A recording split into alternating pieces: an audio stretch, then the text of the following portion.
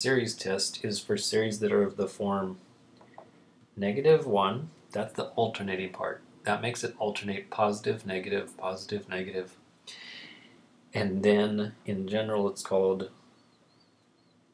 the AN, where the AN itself is positive. So this is what's causing the alternating part.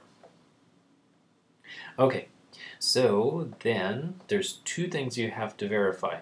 One is you have to show the limit as n goes to infinity of just the AN part will be 0.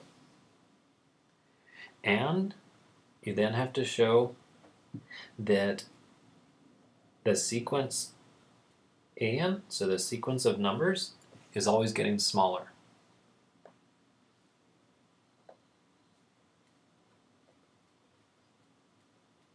Or in other words, it's decreasing.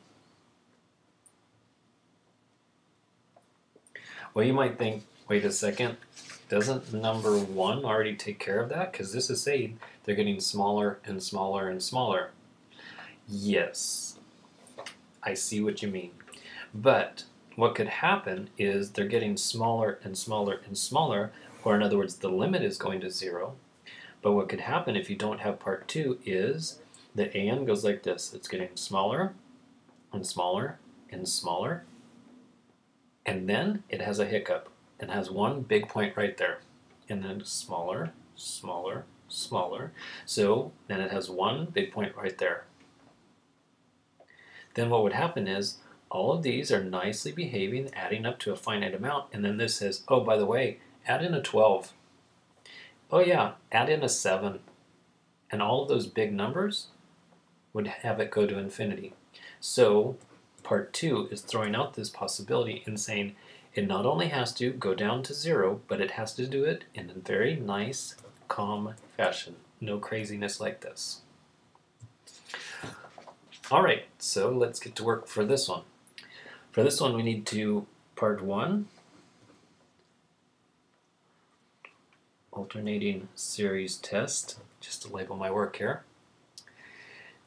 Part 1 is, you don't deal with the -1 part, you deal with the function part. So take the limit as n goes to infinity of sine pi over n. So how much is pi divided by infinity? Well, since pi is a constant, if you divide a constant into an infinite number of pieces, the size of each piece is basically 0. So we've got sine of 0. And sine of 0 is equal to 0, so it passes the first part of the test. The second part, it has to be a decreasing sequence. So in other words, as you're going along,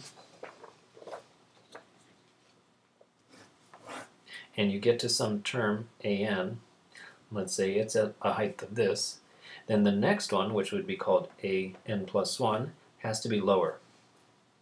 So that's decreasing, or going down. Well, one way you could show it is, if it's going down, what's the derivative? The derivative is going to be negative. So that's one way to look at it. You've got a function where the slope of the tangent line is going to be negative. That's decreasing. That's totally math 3a. Or you could just show that an is actually bigger than or equal to an plus 1. So this one is the bigger one. An is the bigger one. Or, of course, you could show an plus 1 is less than or equal to the an. Well, let's see. If I were to use either of these ideas, which is more of an algebra way to do it, and I do that for sine, that means I'm going to have, for this part, the n plus 1, I'm going to have sine of pi over n plus 1. And then I would have to prove an inequality, which means that somehow I would need to take this apart, and I don't know any trig identities for sine of pi over n plus 1. So instead, I'm going to do it this way and deal with the derivative. Show that the derivative is negative. That means that it's decreasing. So for part 2, I could say y is going to be the function sine, and you can either use x or n. Here I'll just go ahead and use x instead of the n. And if you take the derivative of sine is cosine pi over x. Then you need to do the chain rule, which means take the derivative of the inside. Well, the inside is essentially 1 over x. The derivative of 1 over x is negative 1 over x squared. Then the pi is a constant, so it would stay there. And then, let's see, is this going to be decreasing, or in other words, is the derivative going to be less than or equal to 0?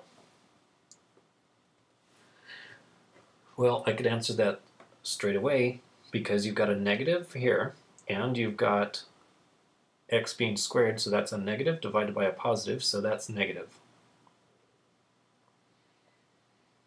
What about this cosine part? Couldn't cosine turn into a negative? So in here, we know that this part is going to be negative, but what about the cosine part?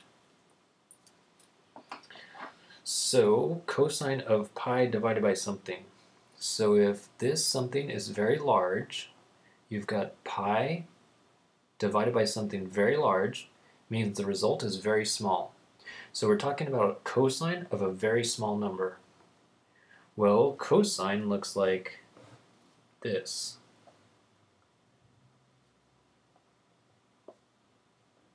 And if you're talking about cosine of a very small number, then cosine is pretty close to 1.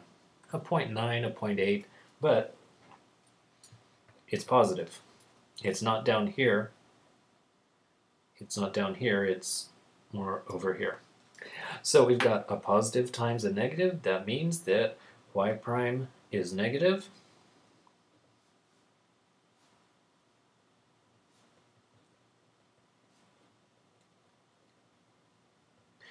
Y prime negative means that the function is decreasing, and so it passes the second part. So then that means that the series we're talking about, alternating series negative 1 to the n sine pi over n, then it converges because it passed the alternating series test.